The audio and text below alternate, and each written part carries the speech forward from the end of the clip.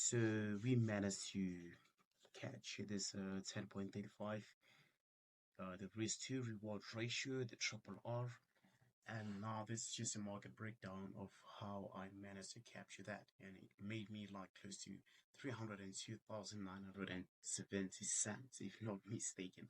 Okay, no problem. Let's just get to it. So I'll just basically clear everything here. which is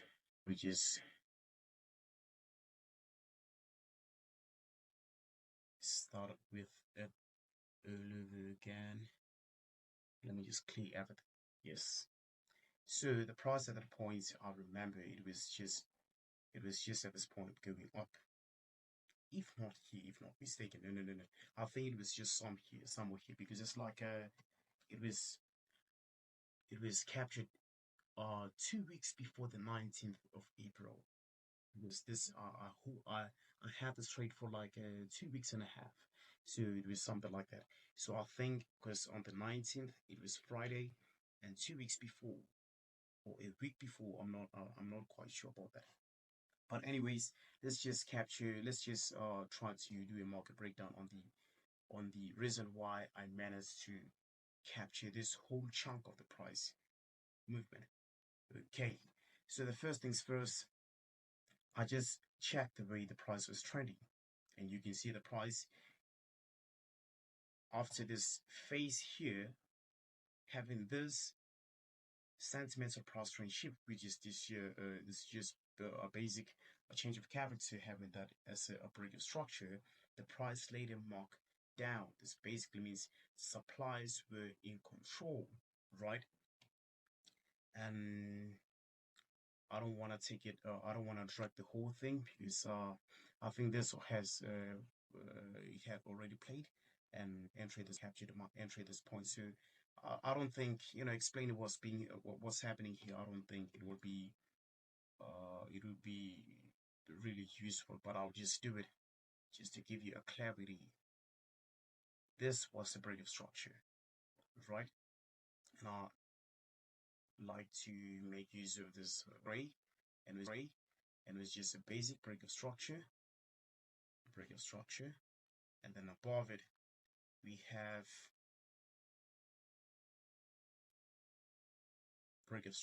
a break of structure.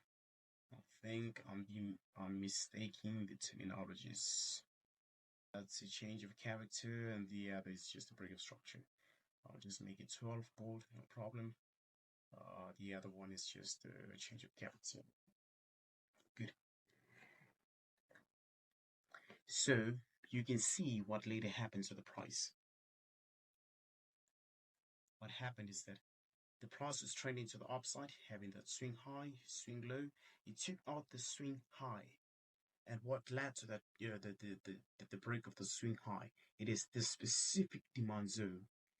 This one we try to trade the so-called, I'll call it the net instrument price segment value. So the price will later try to retrace or be fractal to the downside until it enters this specific demand zone, which is about it in the session candlestick, right? And the price, you can see that nope, it was trending. When the price is trending, it ends up not respecting the nearest demand zone, but instead it creates new demand zone, or it respects the so-called the hidden or the micro demand zone. And how do you spot them? With this wick, you see this wick here, it is a pure demand zone. And now I call this the mass settlement area, because this demand zone is parallel to a resistance on the left. So this basically means we have a mass settlement of orders sitting at that point, right?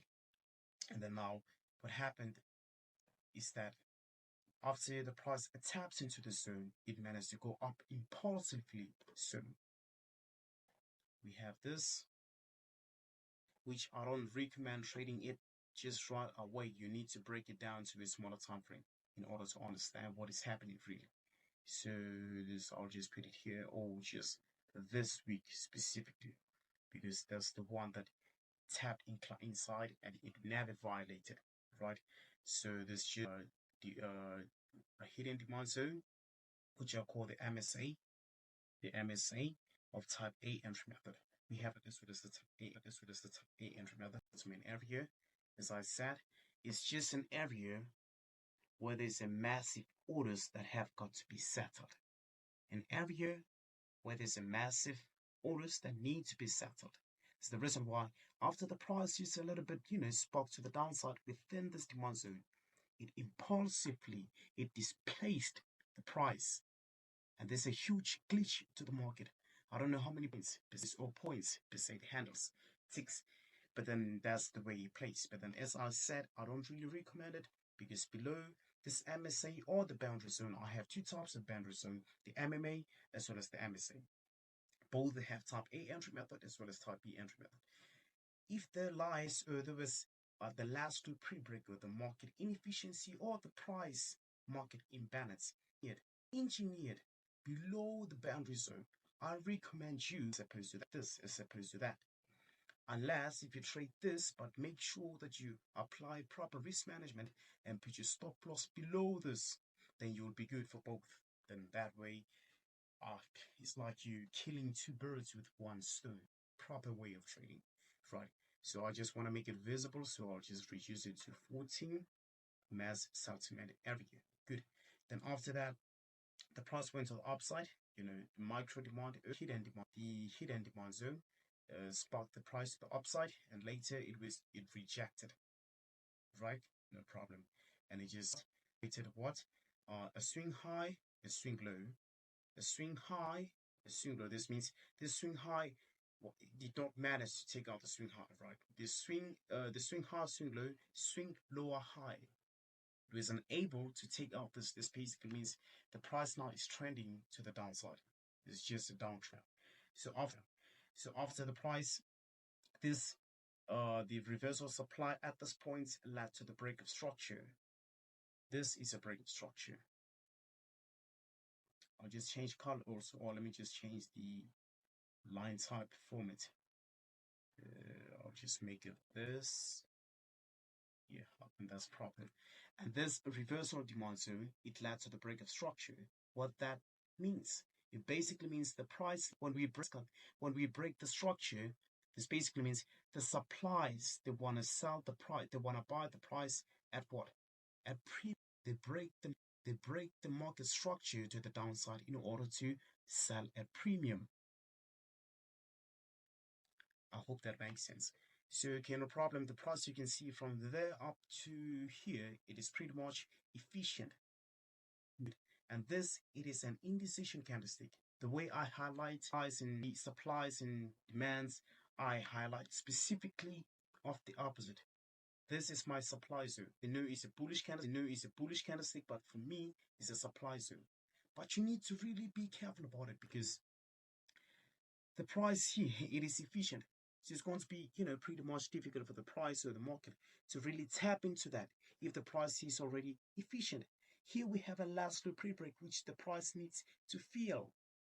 What does that mean? It means the sellers are inefficient to supply the price to the downside.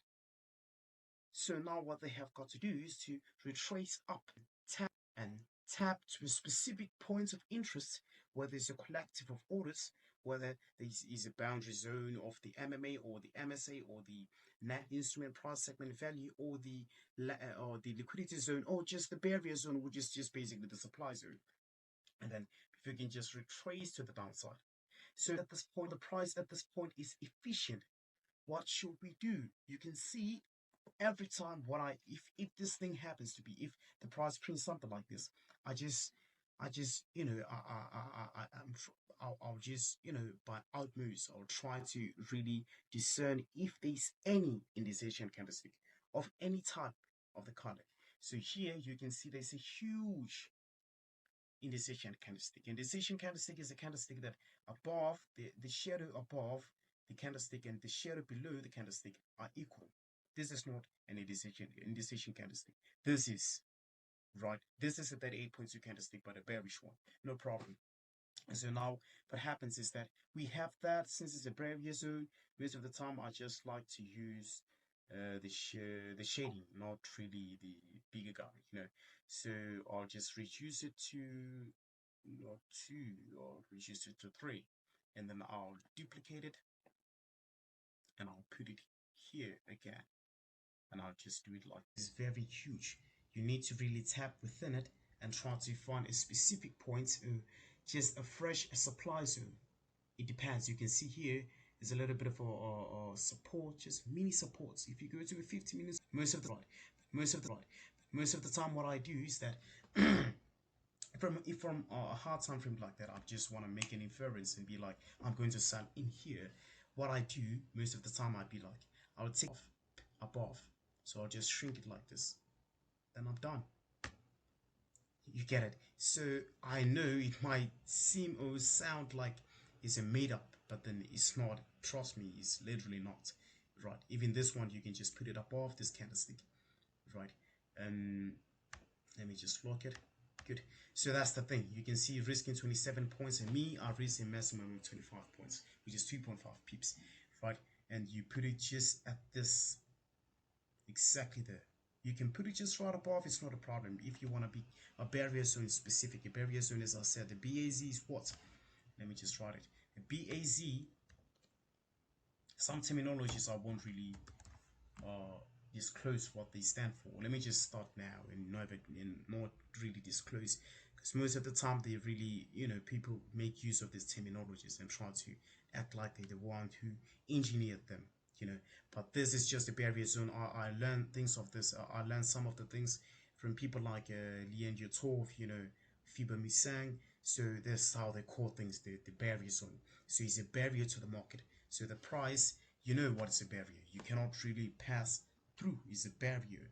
But for me, I came up with the boundary. This means I bound you on both ends. But a barrier, it only bounds you on one end. That's a barrier. It's a barrier. It's more like, I don't know how to really, but then that's pretty much it. So afterwards, that's the perfect entry point. Stop loss 26.1, and it's not good really. I can even put it here. It's too big. I'd rather hit stop loss or something. But let me just put it here for me, how I will trade it, and then afterwards, what's going to happen is that you can see it's of a hard time frame, right? We have a 4-hour time frame, a 2-hour time frame, a 1-hour time frame. For me, those are hard time frames. The 30 minutes chart is just basically an intermediate time frame. Whatever I see on a 30 minutes chart, I have to validate that on an hourly time frame to see if it's valid. If I see something, if I see a price market structure in a 30 minutes chart, I go to an hourly time frame and see if it's still available. If it is not available, this basically means it's manipulated, so I won't trade it. And then that's the intermediate, basically means, is the one in between, more conservative, something like that. And then 15 minutes chart, 5 minute chart, 1 minute chart, 1 minute chart, I don't really use it. Some of the people who do scalping, they use it, but the 5 minute chart as well as the 15, those are the ones that I use. Good. So after having this, I'm going to employ the so-called the CB1 method. Is the candlestick break 1 method. So we use a Fibonacci retracement tool, right? Or you can just use this if I want to make this example pretty much clear in a way that it's not really technical, it's just clear. So what I want, since I saw the change of character and I see the CB1, so the change of character is liquidity based. I mean, when I say liquidity, not liquidity in the terms of liquidity the way we know liquidity, but then liquidity is just basically a point the price level at which the market is in high demand or supply. That's liquidity, right? So this is the change of character, right? And now what happens is that the close of these two candlesticks, the red as well as the white, the bullish and the bearish, the candlestick that broke through and closed past that is what I call the CB1 method. It's what I call the CB1, which is the candlestick break 1. But the M stand for the methodology is just basically valuation metrics, right? So you can see the candlestick that broke, which one is that? It has got to be the red one. Good. So we put it exactly there. So I need 50%, I need at least 61.8% of this. So this means I've discerned a price market structure. Good. And I can tell that the price is going to reprint itself and move the very same way to the downside, but within a set, just, fractal or whatsoever. And then now what's going to happen is that it's going to move from here. I say in mathematics we have the variables. This one is the constants. So I let this the price movement, or just this segment of the price from there up to here, I let it be 100%. And now when I let it be 100%, I know I've analyzed, and now I infer, right? Infers just basically means, a conclusion reached from the basis of reasoning and evidence. So now I infer that the price is going to supply, but to which point specifically? And then I say, okay, good. What did I use to analyze that the price is going to the downside? I use CP. So it starts exactly at the swing high. It ends at the close of this candlestick. I don't take this the swing low of it. No, I take it opens a red above and it closes below, right? And then I'll say I'm going to trade 61.8% of this. So let me just do it with Fibonacci. I put 100 there. I mean 1 is 0, and then I'll put 100 here. Exactly at the close, exactly at the swing high. And then I'll just basically take this one out. And then now what I say is that I'm going to trade up to 161.8. And you can see here, it was almost tapped. It was almost tapped, people. But anyways, no problem. And then I was going to, what we will do, and mind you, this is not part of my breakdown. This is the reason why I said I did not want to explain this part, because I know the way I trade my valuation metrics, it pretty much trades almost everywhere, but not really everywhere, But then I know if I go like a couple of candlesticks below, like a couple of candlesticks to the previous price play, or where the price is printed is movement, I'll see something that I have to trade. So I'll put exactly there, which is 7.79 is to 1 risk reward ratio. Then you see this, it hits stop loss, it's part of the game. It doesn't, you won. You risk 1 rand, you get 7 rand 0.74 cents. And you risk 1,000 rand, that's 7. You're going to get a return, which is the return of investment. You're going to get a return of investment to your 1,000 rand, which is going to be 7,740 rand, which is 7,740 rand. So this is too much. 1,000, it's more like 1,000. It's more like 1,000 invested. So it's insane. Good. So that's just crazy. This is just basically, it's great, man. It's great. And then now you can see the price drop, base, drop, base, drop, base, drop, right? And it went to the upside. So now I have to get a specific point where I know the price will supply. What point is that? Is this point, or is this the point of interest? Both of them. Now it depends with the trending. If the price is trending heavily to the downside, it will just return from there. But if the price is not that, it's reluctant. If the price is reluctant, it will go to that point. So you can risk both of them and do a re-entry. But now when you do a re-entry for this means, you have to take the profit at the same point. Though I know if you have to trade this zone here, which is going to be like this, right? You can risk this much, but we need to be reasonable with reality and be reasonable with facts, and be factually correct. Sometimes you cannot risk that low points or ticks or handles, because most of the time the brokers that we use, we don't really utilize the ECN accounts, unless if you don't mind paying those charges and all that. We use the ones with spread, that if the price just moves a couple of points above, it can take you out without even reaching like literally reach your points of stop loss, but just reach you with the guise of the spread, and it takes you out. Okay, no problem. And you can see now 6.51 is to 1 risk reward ratio, which is good also. But that's not what the purpose of this video is based up on. My purpose of the video is just based up here, and I'm close. I thought it's far, but anyway, let's just get to it. So you can see it happened. After this happened, now what you do, I'll just do this, or I'll have to remove both of them. You can see this. Now I'm going to play with the reason why the price is trending to the downside. So this basically means, we can just directly, get to it. So I'll just remove these two guys because I want to use this part of it. And it overlaps. So anyways, so that's just basically it. I saw a supply zone. Now we have the so-called MMA. This is what I've engineered.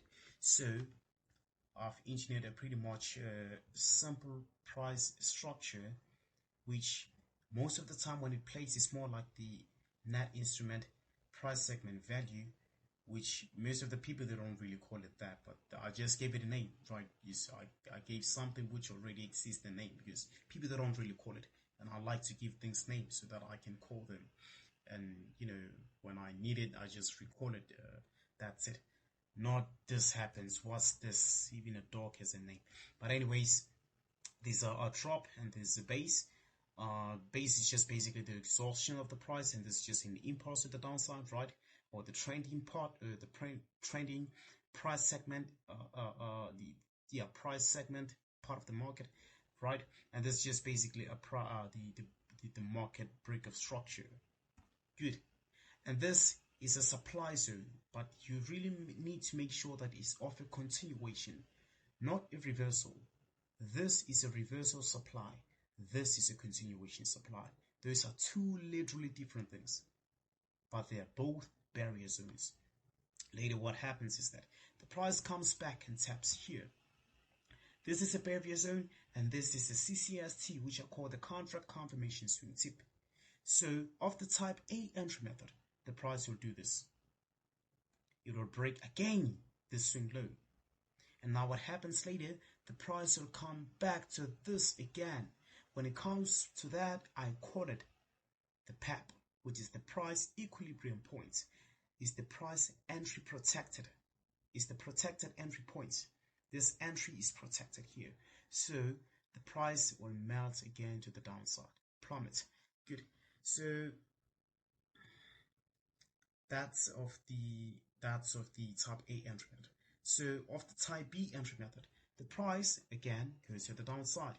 Exhaustion, break of structure, contract confirmation swing tip. Instead of taking the swing low, the price does this and comes to and creates a PEP. And now you can see something is interesting here. So now what happens is that the price, this is the one that most of the people who trade Falcon use the fancy. It has like clear, we call it third rule top, they call it third rule top, something like that. And now what the price is going to do is going to respect this, right? It's going to respect this, but most importantly, the demand zone, which is close to the reversal demand zone, the continuation demand zone at this point somewhere there. So you can do this and break. So what we have here? Here basically what we have is a supply zone. The supply zone that was respected, went to the downside, tapped again. So what do I see now? This is a flip zone, because this demand zone, this movement to the upside respected this demand zone. The price came, but instead of breaking the way the demand zone, the flip zone happens, it repeats the very same cycle again. Right, so this means it congests this part. It congests this part. This means it's stuffed. So when the price now is going to be breaking the zone, it's going to be impulsive. Most of the time, even if this happens, you will find it very difficult for the price to really come back and go up as usual. It will just go up after going up, find something here, and then impulse. Why? Because the price now, it will be trending heavily to the upside. Good. So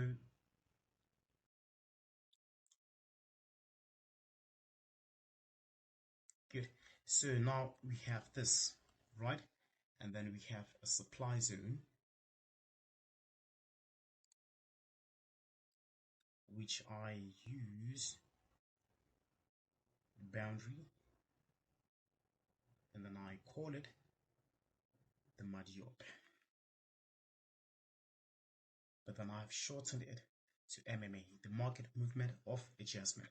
So I boarded, and inside, just right inside, make sure that I do not lock it. Good. So we have a supply zone, a swing low, market, and then we swing low, got me along the way, but that's just basically it. But this is this trade I took it.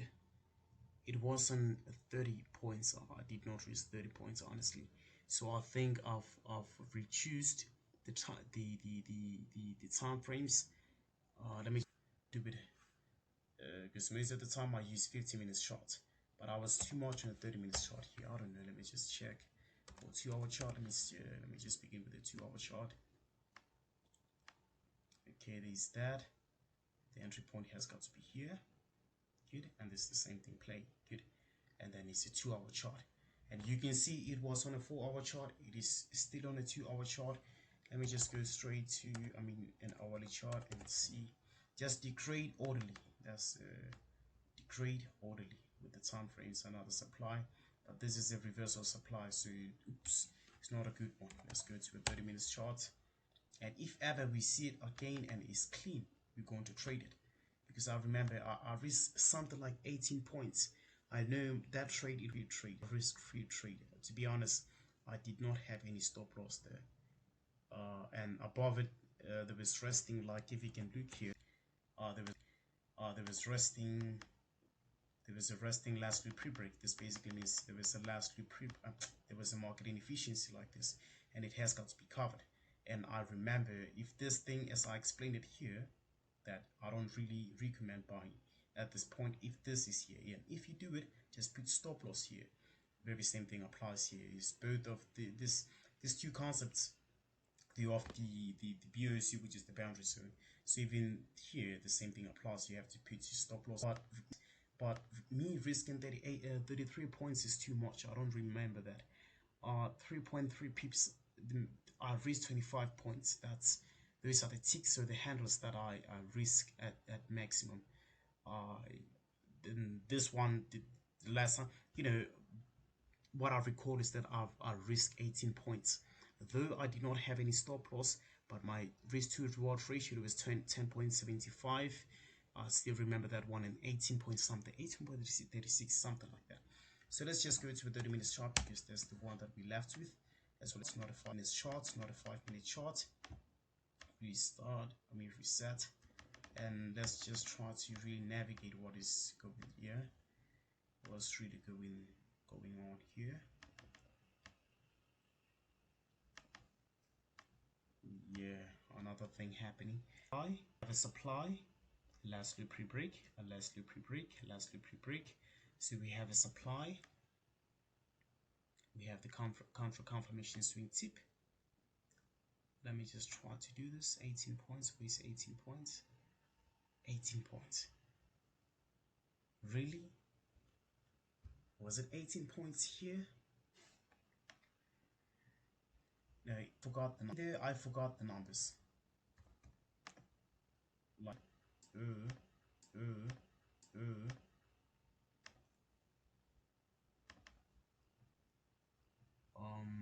or just there's just literally something wrong here.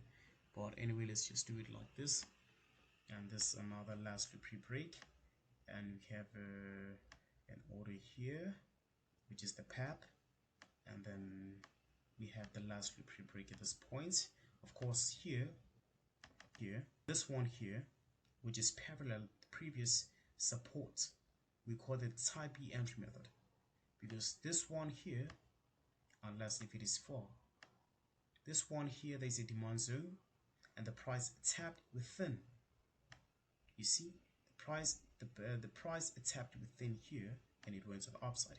Is a demand zone which is parallel to a resistance. Price tap go up is type A entry method. Even here is type A entry method because why? The price, it broke it took out the swing high, right? Though you can see the candlestick that took out the swing high is literally this one here, the wide candlestick. But parallel this resistance here, after the price really took out the swing high, the price engineered. This means the price was not on a heavy, heavy influence of demanders or of buyers. The price wasn't really sparking. It was just respecting, a clean order flow, right? And if the price engineers a demand zone which is parallel to if the price really engineers a demand zone which is parallel, the resistance to the left, and that, there's just the area where there's a mass uh, uh, uh, buyers orders which need to be settled, and the only way they can be settled, the price has got to tap here, show this a three rejection, 1 2 3. This means it's just a point of liquidity. So after the price just retraced to the upside and delivered them exactly there, and respecting this net instrument price segment value, and down, and just boom to the downside. Good, right? But that's not what we're here for. We're here for this, right? So having that supply zone, let me just remove this ones. We already saw them.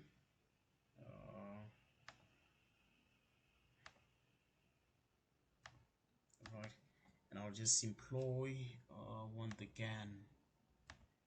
Yeah, I think the GAN would work for me, and I'll just put it here. I'll put it there. So what's the reason for that? You can see this, it was the MMA on a 4-hour chart, and above it there was the last low pre-break, so the market inefficiency, right? And now within that I can see that there's another play of price. So I think I might have entered us off the 30 minutes chart, which is the intermediate time frame. That's the reason why I keep on saying I risked 18 points, though I knew that it's my best knowledge. This is what I remember, because I never had any stop loss, and what I remember is that my stop loss had 18 points and my risk to reward ratio, it was 10.75 points. So 10.75%, or the ratio is just a ratio, right? 10.71 75:1 risk reward ratio. So let me just take it to the left, remove this one, drag this one to the left, and drag it to the left for the last time. This one we have here.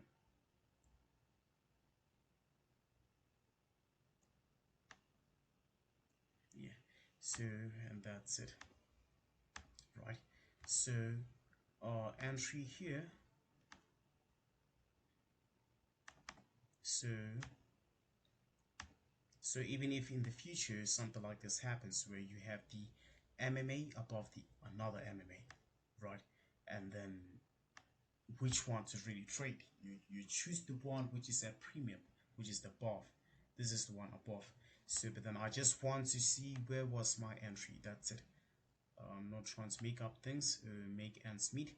I'm just trying to really put my entry where I'll observe the correct numbers. I just need to be factually correct here, and it was 18. Okay, let's just leave it here. 18 point something points. I think this one might be the one. Yeah, I think this one might be the one. I think this one might literally be the one, if not mistaken. Yeah. So now the question might be, then if, and do this, and okay, I think everything is on set, and on a hard time frame, that it was the last points of the last pre-break. And here you can see, let me just do this and put the one horizontal line, put it there, and then left really, go to the left really, and try to really generally recognize what's happening here.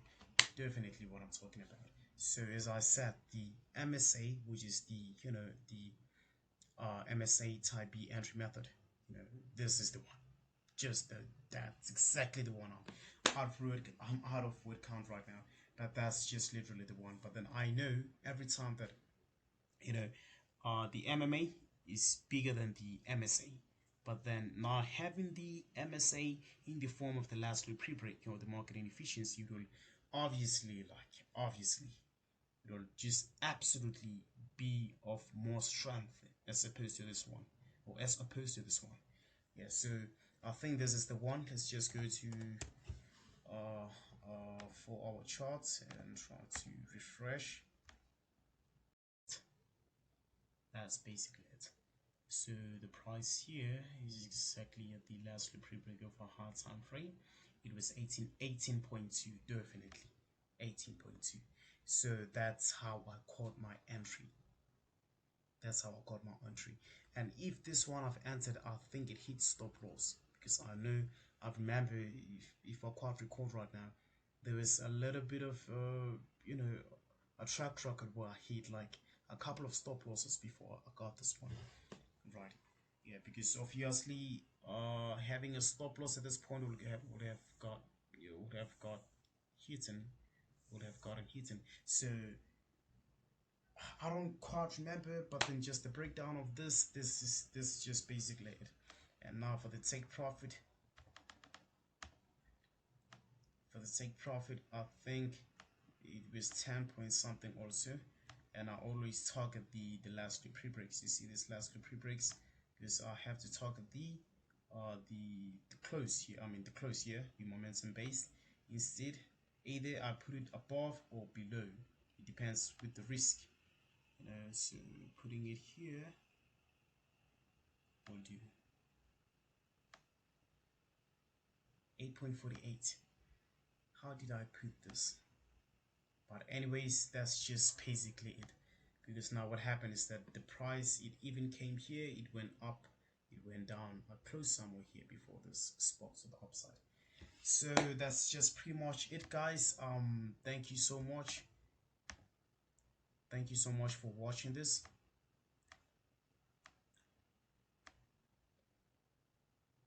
Yeah, it's pretty much big. So thank you so much for watching this. I just catch up on the other end. I just hope that this was really helpful on your journey to becoming a profitable forex trader.